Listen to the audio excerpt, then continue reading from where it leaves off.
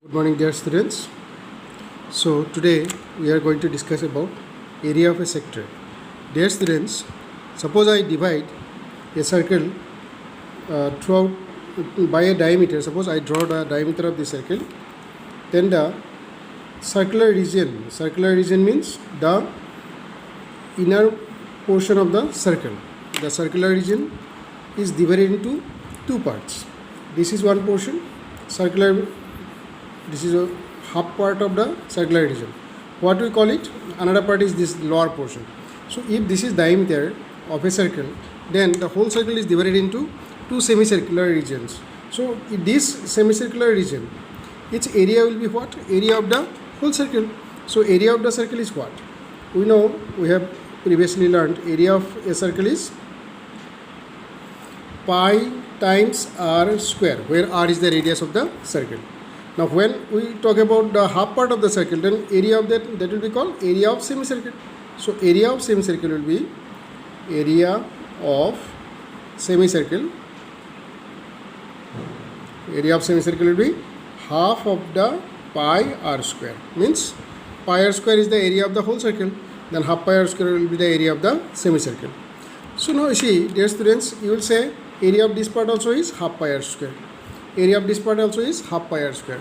Now dear students, if we have to suppose I divide this again by another diameter perpendicular to this diameter. Suppose I draw one more diameter which is perpendicular to this diameter. Then what will happen? See dear students, if I draw one more diameter perpendicular to the first diameter, then whole circle is divided into four equal parts. This is one part. This is another part here. This is one more portion. This is one more portion. Each part is called a quadrant. So dear students, you have understood now. We have divided the circular region into four quadrants. That means each part will have 1/4 of the area of the whole circle. So area of quadrant will be area of each quadrant. We will say like this: area of a quadrant.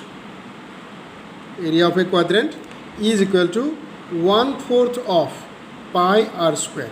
This is half of pi r square, area of semicircle, and this is 1/4 of pi r square. Is it clear, dear students? So area of this part, if somebody asks you what is the area of this part, it is a quadrant. Name of this part is quadrant. Its area is 1/4 of the whole circle. 1/4 of the area of the whole circle. 1/4 of pi r square. So dear students, we have learned that area of a quadrant is 1/4 of pi r square. Now dear students, you think of a situation where the circle is one part of the circular region is cut out, okay, but it is neither a quadrant nor a semicircle, okay. If it is neither a quadrant nor a semicircle, how it can be? Just maybe, see, quadrants, every angle will be, the angle at the center of a quadrant will be 90 degree. Here 90 degree. This is 90 degree. I am drawing one more figure just to make it clear.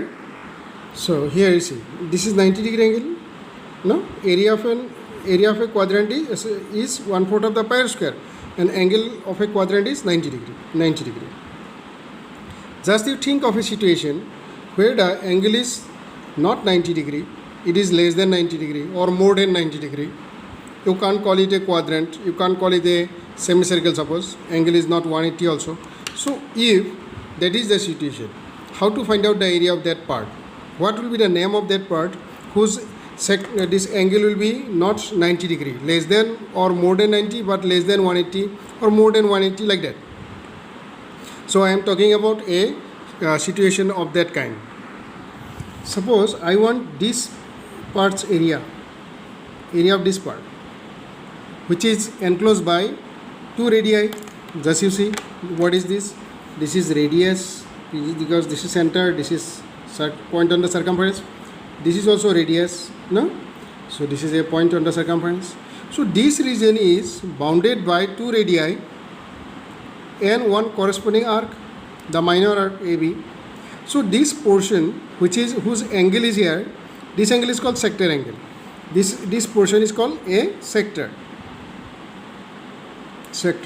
A quadrant also is a sector. It is a special sector whose sector angle is 90 degree. our this sector has got angle less than 90 degree. This has got less than 90 degree.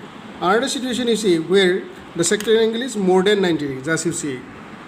So suppose, dear students, we want the area of this part, area of this region, which is again bounded by one arc and two radii. See, this is the center of the circle. This is a arc, what called radius OA. This is radius OB, and this is the region bounded by radius OA, radius AB, and major arc AB. So this is also a sector. This is also a sector.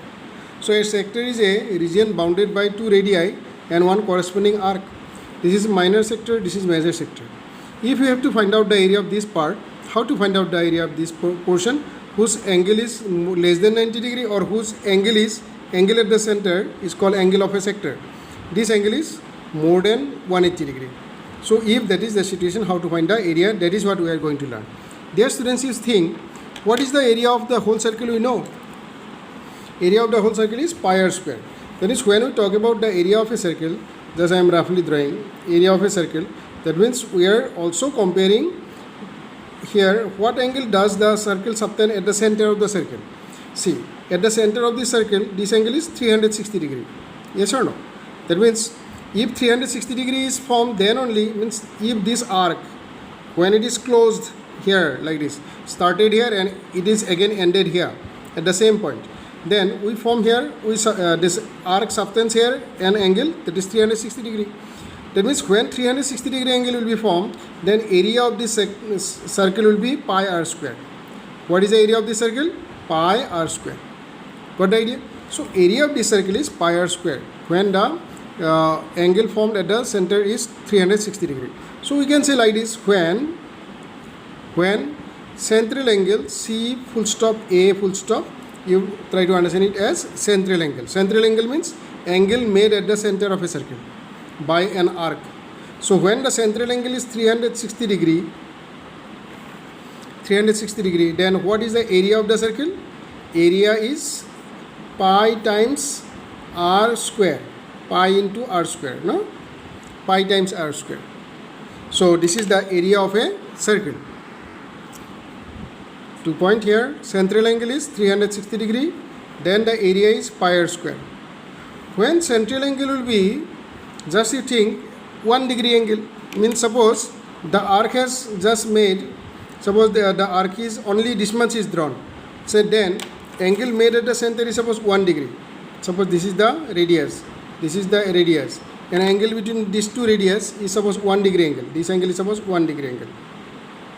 If 1 degree angle is formed, then how much will be the, what will be the area of this part? What will be the area of this part? To form 1 degree, you don't require to draw complete arc, no? You have to draw just some portion of the circle. Just you see, dear students, how this angle is connected with the angle, this one, with the arc. See, when you try to draw a circle, suppose I have drawn this much arc. I have drawn this much arc from here to here. I have not measured it. I have drawn from this point, say P, to this point Q. Then I was holding the compass here at this point O. Then if that center O means I did not complete the circle. If I join this center, O with point P, and which point Q, then here an angle is formed or not. If I would have moved the this one compass little more distance, then this angularity would have been greater than this, no? So just you see, what is the point that I want to make here, that this angle is completely dependent on the length of this arc. Greater the length of this arc, greater this angle. Smaller arc, smaller angle. That is what I am saying. 360 degree angle is formed here by moving the compass one complete round. Then 360 will be formed. Then that time the area that will be enclosed by the circle will be pi r square. Then when 1 degree angle will be formed, then how much area will it form? How much area does it occupy of 1 degree arc?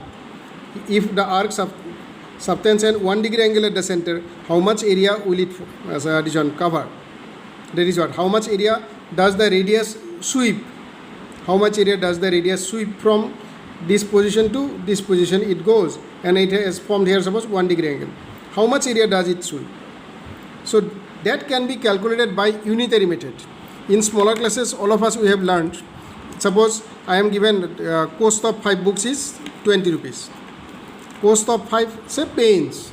Cost of 5 pens is 20 rupees. What is the cost of 1 pen? What is unitary method? Just I am reminding you. Cost of 5 pens is rupees 20. Then the cost of 1 pen, cost of 1 pen will be equal to rupees 20 divided by 5. Rupees 20 divided by 5. So 5 cancellation, 4. 5 4 is 20. So that will be rupees 4. Rupees 4. So this is called unitary method. Means this 5 we have to make it 1. What we have done actually, we have divided here itself by a 5. Then it has become 1. When we have divided this 5 by 5, at the same time we have to divide this 20 also by 5. That is the thing that I am just saying. That is called unitary method. 5 divided by 5 is 1. Then 20 divided by 5 is 4. So this is what we are going to do there also. Okay. So now we'll write here, when central angle is 360, area is pi r square. So when central angle is 1 degree, then the area is equal to, A for area, try to remember that way, pi r square means, to make it 1 degree, what we have done? 360 we have divided by 360. Then we have to divide this also, area also by 360. Are you understanding? As we divided 5 by 5, the same way, 360 divided by 360 will become 1. So when the central angle CA, stand for central angle, is 1 degree, then the area is pi r square by 360 degree. Therefore, when instead of 1 degree angle, suppose this central angle, this is called central angle, angle of the sector is called central angle. When that angle is something, say x degree, y degree, or whatever number you want to say. When the central angle is equal to, instead of saying x degree, let us say theta degree. In trigonometry you have learnt, no? Theta is a Greek letter. Actually we use it to represent the angles in a circle or angles in a triangle, like that. So generally we use theta to represent the values of angles. It is a variable now. Theta is a variable, Greek letter. So when the central angle is theta degree, then the area will be, in this also unitary method only. See here, for 1 degree area is pi r square by 360 degree. Now is just think the previous example that I gave you. Think here, when the cost of 1 pen is 4 rupees. Now suppose I ask you, what is the cost of say 8 pens? Then what you will write? Cost of 8 pens is rupees, what will do? Rupees 4 already the cost of 1 pen. Then we will multiply this by what? Multiply by this number. What is this? 8. Cost of 8 pens will be 8 into 4. Because 1 pen it costs 4 rupees. 8 pens cost 8 into 4. That is equal to rupees 8 4 ja 32. Okay? 8 4 ja 32. That is the meaning. Means you need to multiply. When you increase the number, it is getting multiplied with the cost of 1 pen. Just like that, it is just think there also. So for central angle 1 degree, area is pi r square by 360. For central angle theta degree, area is pi r square by 360 multiplied by theta. Multiply by theta means, by this theta, think like this, by this theta we have multiplied this 1. So theta into 1 is theta. Then by this same theta we have to multiply this one also, pi r square by 360. So into theta. That means area of a sector we can say. So dear students, this is the sector. Here this is called sector angle. Its value is theta degree as I have considered here. So what is the area of this sector? If we have to find out area of this sector, means I am shading it with yellow color. As you see, we are talking about this area. And here what are the things that are involved?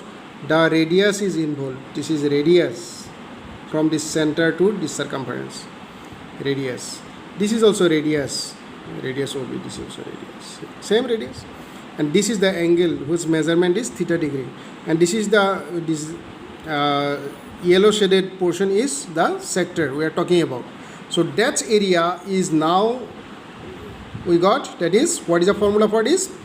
Pi times r square by 360 multiplied by theta. Therefore the area is pi r square into theta, theta is also numerator only, into theta divided by 360, divided by 360. So this will be what? Area of a sector. Alright, area of a sector. So today this will be your homework also to derive the formula for area of a sector. So write down this question, derive as I have explained to you, is just explained that way. Write whatever I have written, okay, in your own way, just you write. I want to see, derive the formula for area of a sector,